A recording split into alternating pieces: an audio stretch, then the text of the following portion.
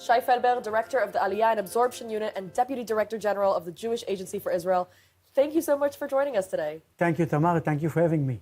So can you tell us a little about the latest Aliyah trends? We know there's been an uptick. Where's that coming from? What areas in the world and so on? So since the beginning of the war, and 7th of October, we see a rise, a spike, I have to say, in Aliyah demand from all over the world. We see it what we call Aliyah opening files, where people actually are calling us and expressing their willingness to make Aliyah. We see a huge increase in Western Europe, mainly in France, I have to say. On an average month, we have more than 400% increase of Aliyah files. In terms of number and potential, it is more than 6,000 people that want to make Aliyah. We have Aliyah from the UK that haven't been for many, many years. Even in the United States and other Western countries. Definitely the countries that have been affected because of the situation in their own country, we see more and more people that are enthusiastic about Aliyah. I have to say that one of the trends that we are seeing, this is not only because of anti-Semitism. People are telling us that they see Israel as their home, regardless to that we're going through and the war and Iran, Hezbollah, and obviously Hamas. They feel the solidarity with the state of Israel.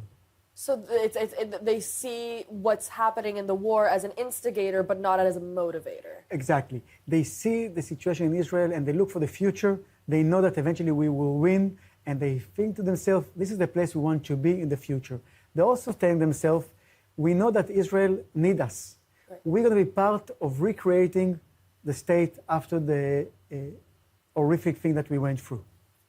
So Aliyah has always been considered a very difficult process, which is completely to be expected. What are the greatest resources, and which would you say people are missing out on and should utilize more? So with the Jewish Agency, when we are preparing the Olim for the Aliyah, we are telling them, prepare yourself. There's the process where you have to bring all the documents, and that's fine. That's not the most important preparation you need to do. The most important thing that you need to time to invest, learning Hebrew before making Aliyah, exploring job opportunities in Israel, see what with the Jewish Agency, what the Ministry of Aliyah and Klita is giving the Olim, what kind of an assistance can you get to housing, what are the solutions that you can get, see your budget. So you need to invest more and more in preparation. Also today to come to Israel, it's relatively easier. So come, see the places, see where your kid's gonna go study, see your neighbors, see your friends. So you need to invest in preparation in order that your absorption will be successful. Mm-hmm. So, I mean, it's usually quite hard to prepare, though, because, like you said, the stereotype of Israeli bureaucracy being quite difficult, it's a real issue, especially for Olim Chadashim. So from our point of view, Aliyah doesn't start when you land in Israel. Your Aliyah starts before you are making Aliyah. Today, we are giving all the services, the Jewish Agency and others, prior to the Aliyah. We are giving you the opportunity to learn more before you're coming to Israel.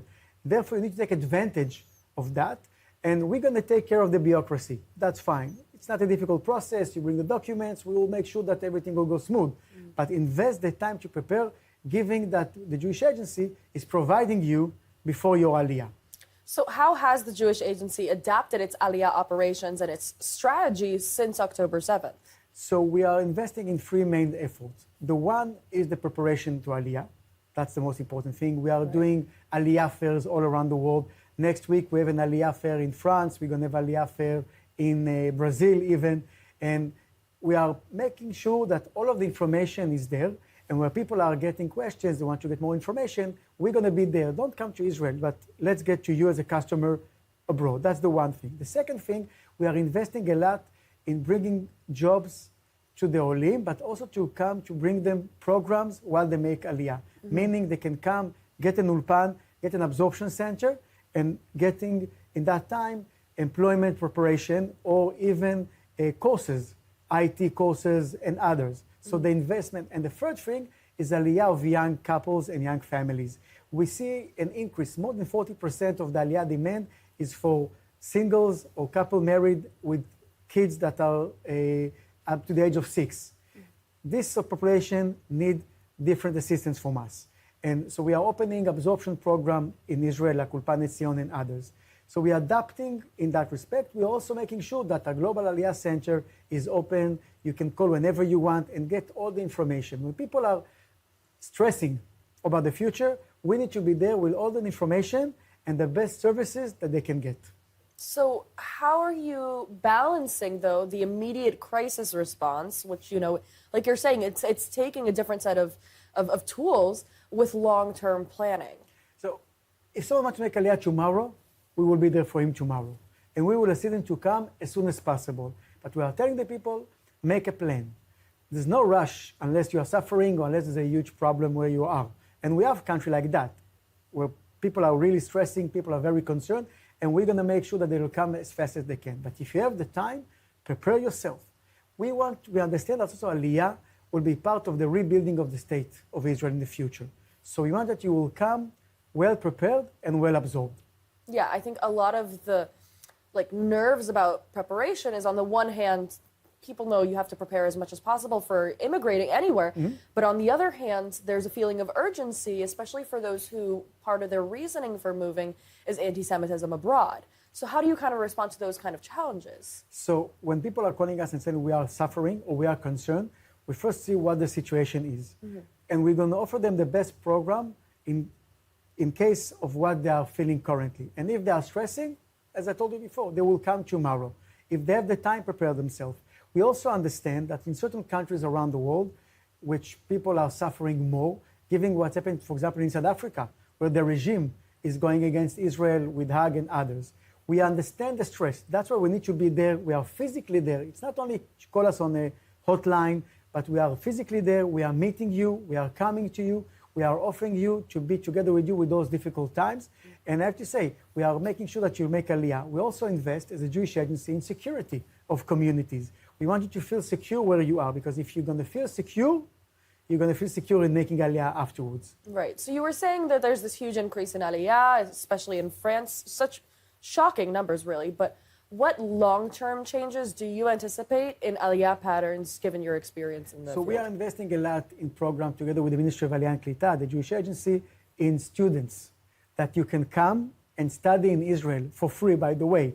But we understand when we're going to graduate from high school, you're going to feel, is that the right place for me to go to universities, given what's happening in the campuses all around the world? Mm-hmm. So that's why we are offering you to come and study in Israel. That's the way we were adapting, and we are providing programs where you can come as soon as you finish high school and not now spend another 3 or 4 years where you are and studying, because we also understand that if you're going to study over there, you might cancel your Aliyah. So that's the one thing. The second thing is Masa.